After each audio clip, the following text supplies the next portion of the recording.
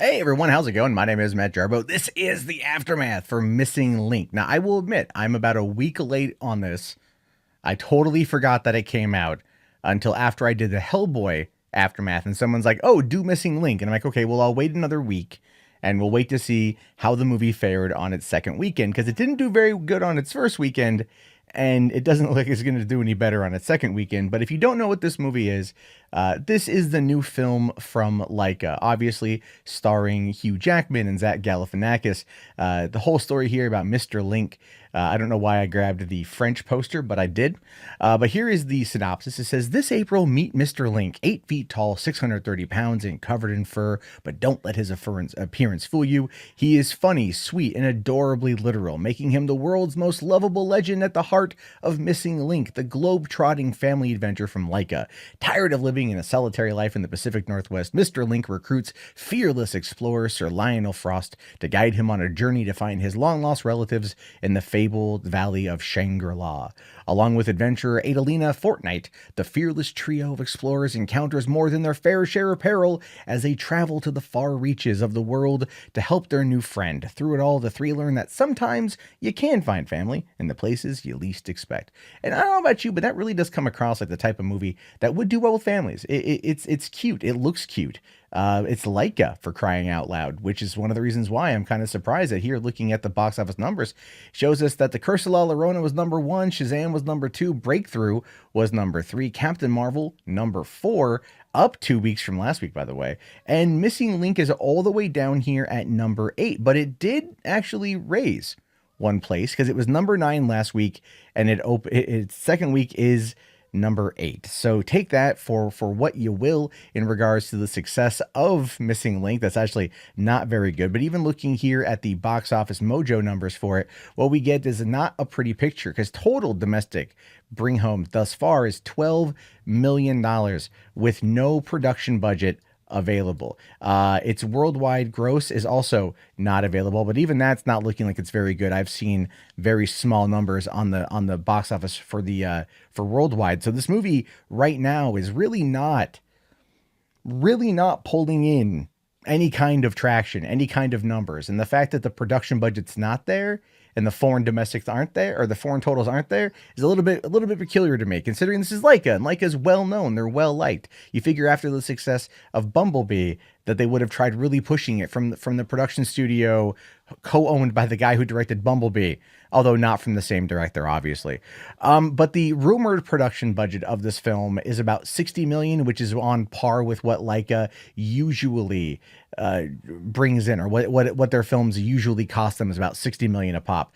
So looking over here at just what the cinema score is as of a week ago, it's a B plus cinema score. It's a B plus cinema score. Of course, Hellboy only got a C, which pulled in more money last weekend than Missing Link did, even though it had a higher score. But it's even the Metacritic here is better than Hellboy, with it having a 68% across 30 reviews with generally favorable scores. 68% is not that bad considering. But again, where are the people going to see this movie? The reviewers seem to enjoy it more than not, it feels. But even over on Rotten Tomatoes, which is a little bit more biased, I would argue, than maybe Metacritic, it's still pulling in 89% certified fresh with an audience score of 69%. So both seem to like it. Both seem to enjoy it, which is really weird. It's really weird to me that both are not, that this movie is not doing better as a result of having higher scores. But even coming over here, looking at the Missing Link reviews, the top scores coming in from critics over on Rotten Tomatoes, Matt Brunson here from Film Frenzy says, Missing Link sports a distinctive look and offers plenty of heart, but true innovation is noticeably MIA with a score of 2.5 out of 4. Although Brian Orndorff from Blu-ray.com says, Missing Link is a charmer and features the company's exquisite attention to frame detail, but it can't shake the traditional coldness of Laika's output. That's not very good. Margot Harrison here says, to the extent of Missing Link is really stealthily about generational insecurities, it should appeal to the same adult viewers who loved Wes Anderson's The Fantastic Mr. Fox. Well, Will Ashton here from The Young Folks says, it still holds progressive touches, including key elements that prove that Laika is still willing to push boundaries and introduce forward-thinking ideas even in their lesser movies, but Missing Link nevertheless feels a bit empty. And that kind of does almost go on par with a lot of Laika films. You know, I mean, it worked really well for Coraline when that came out because that movie is about that, I would argue. The coldness of what Coraline herself was going through, but then Paranorman and the Box Trolls and Kubo and the Two Strings.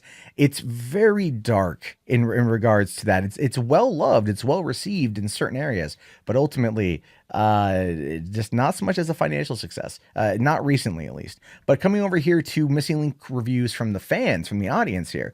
Again, we got No Name with half a star saying, so boring, wait till it's on Netflix. Even then, make a cocktail before you sit down to watch it. Half star, half star. This guy did not like it though, but Arth J gives it a decent review here by saying, Butler had made a longer than 20-minute of a sitcom episode. It is light and public opinionated. It's going to get the attention it is made to. Missing Link. Butler love story is not only the epic scale its theme suggests, it's more rich and high in poem than it should have than it is or should have been electrifying. But then everything is left until the very last moment, whether it be uplifting conversations or the punchline in the storytelling. Speaking of which, the humor isn't as smooth as it was in Kubo and the Two Strings. There's a lot of extra effort that is to be dragged, while the rest of the effort is spent upon contradicting your opinion or expectations on how or where the film or characters are leading towards. Ironically, in order to do so, Chris Butler, the writer-director, has somehow managed to spring that same fragrant flower that we all adore but are also familiar to. The only possible way to reach for the get out clause in such a situation is to derive a maturity that would make him bulletproof. And pinning down the sequence where the protagonist, is helping a friend from falling into the sea, that very moment paints the poised nature of the film where it doesn't appeal to viewers with irrelevant and incongruent flight jumps and heroic moments to draw in the gasps, but stay true to the narration that makes sense in this loud train of a summer blockbuster. Personally, it would always be a love story for me, and not between two individuals, but one personality split into two diversely behaved men, shaved and not so shaved. The mirror-like persona that they carry is a beauty to behold, with two separate paths leading to the rendezvous point, which is then evolved into the home sweet home.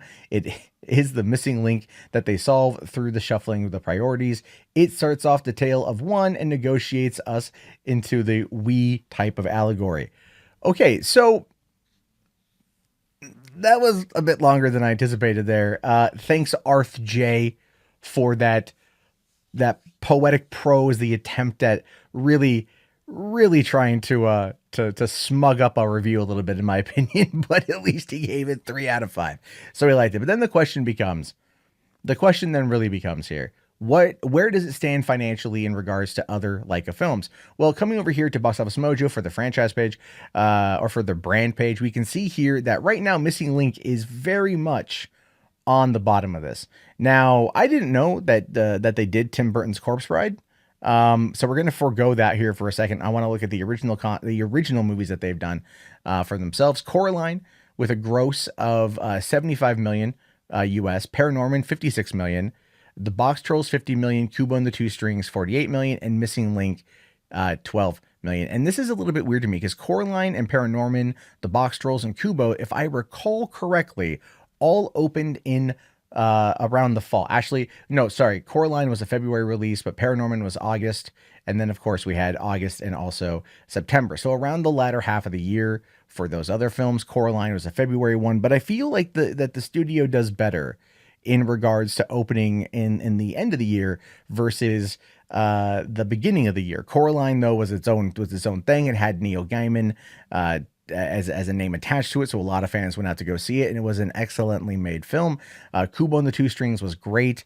The Box Trolls was fantastic. A lot of questions asked there. Paranorman, I think, was their weakest effort thus far, but I haven't seen Missing Link yet. So it's kind of a weird place to be for Laika, because stop motion animation is something that fans really love.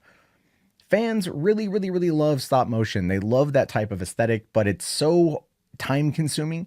In fact, it takes Laika 92 weeks roughly to do a film. That's what it took for Missing Link. They put about 4.3 seconds of film together every single week. That's how long it took. 4.3 seconds of film, at least according to the reports. I mean, even The Nightmare Before Christmas roughly pulled in 1 minute a week, and it took them a long time to make it. Maybe 4.3 seconds is not true. Maybe that's per day. But the point is that financially speaking, this movie is a dud. Critically speaking, it's a hit, at least on Rotten Tomatoes. Over on Metacritic, it's a bit more mixed, but they were more positive than negative reviews. And so the question then becomes, what broke The Missing Link? What broke it? What caused this movie by a decently loved, animation studio, to fall in to disrepair? And it's possible that it just came out at the wrong time of year. It opening up against Hellboy in early April or mid April, is not really the best time to do it. It's trying to get out before the tidal wave that is Avengers Endgame, as well as Detective Pikachu and Aladdin and a lot of other family films that are going to be coming out over the summer holiday season. I do feel that a movie like Missing Link would have been better served having it come out in the end of the year, coming out around the fall time, right around maybe Halloween, maybe late September, early October, when the thought of Sasquatch, the thought of Bigfoot is more in people's minds. Now, coming from the Northwest, which is where I'm from, and Laika is located in Hillsboro, Oregon, which is not too far from where I used to live, I get the whole Sasquatch approach to it. To me, this movie is representative of my home state or my home territory, which I really, really, really like.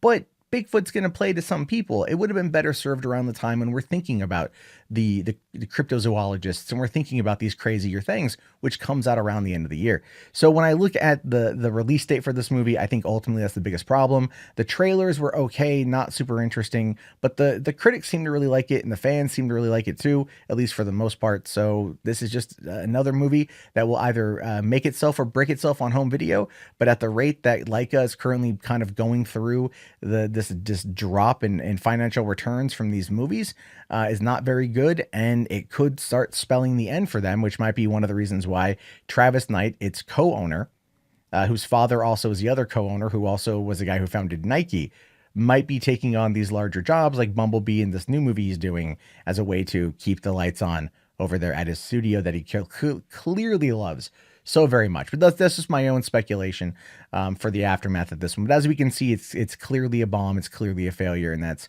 very, very, very unfortunate. But I leave it to you. Did you see Missing Link? Do you think that the critics are right? The critics are wrong. The fans are right. The fans are wrong.